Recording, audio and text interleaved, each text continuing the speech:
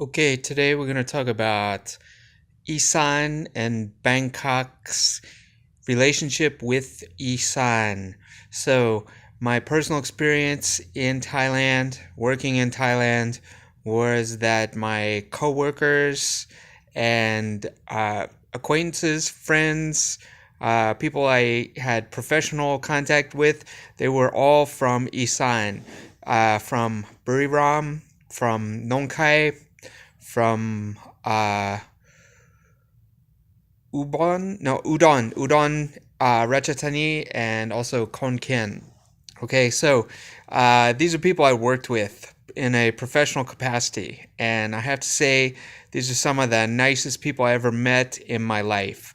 And they have been subjected to all kinds of terror by the military, the monarchy, and the dictatorship currently in Bangkok.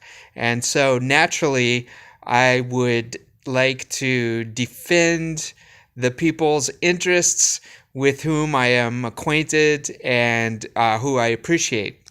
Okay, so let me explain what Isaan is. Isaan is in the northeast of what is now Thailand, but it has not always been that way.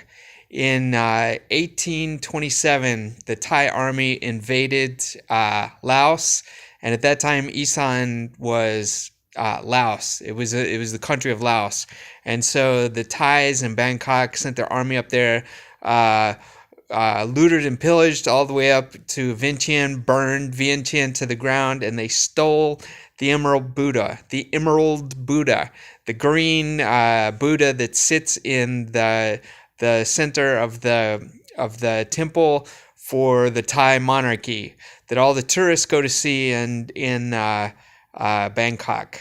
This is the Temple of the Emerald Buddha. It's stolen. The one that the Thai king always prays to for making merit and all that. It's stolen from Laos. Okay, so in 1827 the Thais annexed all of this area called Isaan, and it's still ethnically Laos. If you go to the University of Khon Kaen, on the outside, you will see an inscription in the local dialect of the Lao language. Okay, so these people they're from Laos, or it is used to be in 1827 Laos, and so since then you've had what's called a program of Thaiification, meaning they want to change these people from Laotians into Thais, into thinking that they're Thais, and they've not been completely successful. Okay, but anyway, so let's continue on and talk about what's happened in the last 20 years in regards to Bangkok and Laos. In 1997, there was a currency crisis, which led to employment crisis in Thailand, and so most of the people who are workers in Thailand are from Isaan. This is where the majority of the so-called Thai population is from. Uh, and so if you go to Thailand and you go to the restaurants, or you go to the factories, or you go to the shops on the industrial estates, or you ride in a taxi, or you ride on a motorbike, or you see people selling stuff on the side of the road or on the sidewalk, or working in the stores, these people will most of the time be from Isaan. And so their interests are basically the working class interests of Thailand.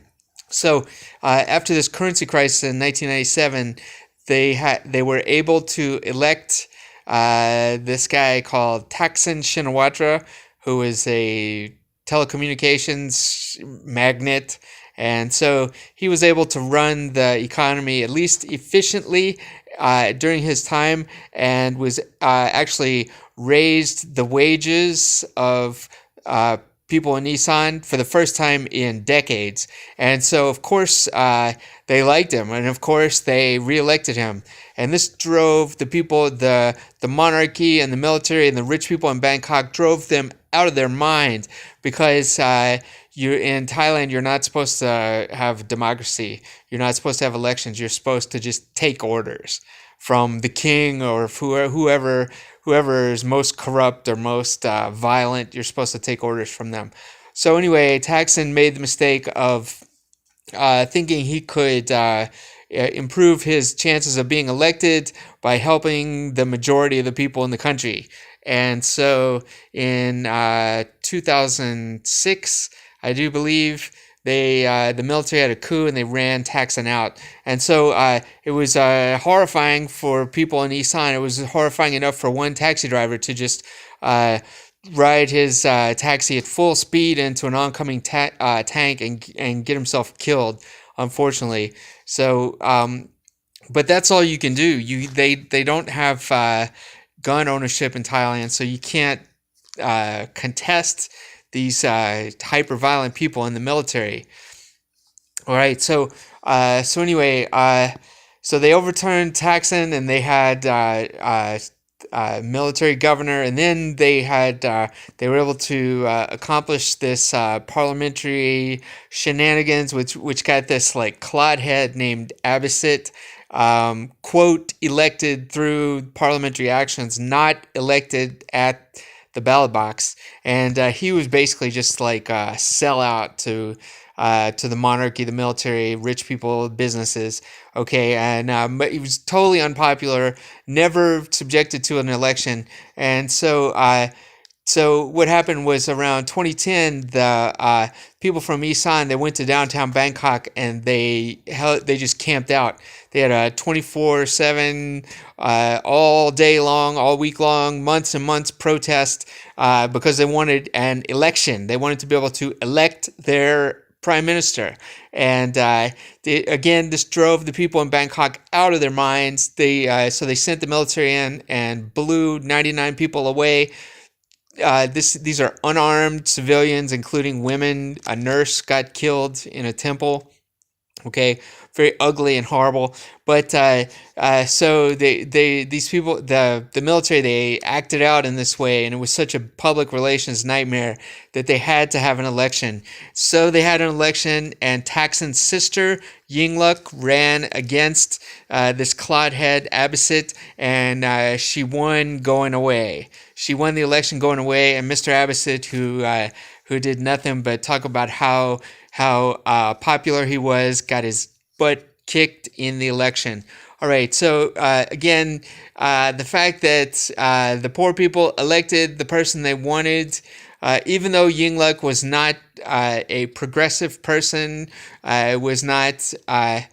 She was pro-monarchy, pro-business, pro-establishment, status quo, but she was able to get elected, and that drove the people in Bangkok out of their minds. They can't stand that because the people in Isaan are supposed to be slaves. They're supposed to take orders and shut up and not get humanity. They're not able, I mean, you should hear the way that the Bangkok press talks about people from Isaan. It is the most dehumanizing language imaginable, and once you hear that kind of dehumanizing language, you know that's the precursor to violence, and so it goes. All right, so Yingluck was in there for about 3 years, not quite 4 years, and they used a pretext to run a violent coup against her government. Sent people from the fascist south, the isthmus that runs down from Bangkok to Malaysia. That's called the Kra Isthmus. That is basically the most fascist part of the country. They're pirates. They practice slavery. Yeah, it's human trafficking. It's the most horrible thing you could ever imagine. They always manage to get guns from the military, so they're always able to run up to Bangkok and overthrow any elected government. And while the people in Isaan are systematically prevented from owning firearms, and not only that, it's on lockdown. Like you go up to Isaan, you see cops everywhere, military cops everywhere, and these are guys with M16s. They just randomly pull people over. Okay, maybe I'll get to that in a minute. Okay, now so Bangkok hates Isaan. the Bangkok is it's all money, and all the foreigners in Thailand live in Bangkok. They never. I mean, you. It's a miracle if you meet a foreigner who has spent any substantial time outside of Bangkok in the wilderness of the rest of the country. It's a miracle if you can meet a foreigner who actually has any interest in speaking Thai, learning about the local culture, that kind of thing. I know people, I know foreigners who've lived there for like 12, 13 years and still can't speak Thai. So it's appalling, really. Okay, so all of these people in Bangkok, they continually dehumanize people from Isaan.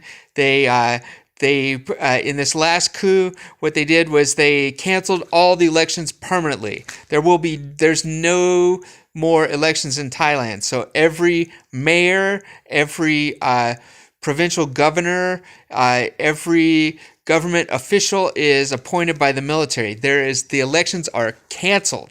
There is no election in that country. Okay, so you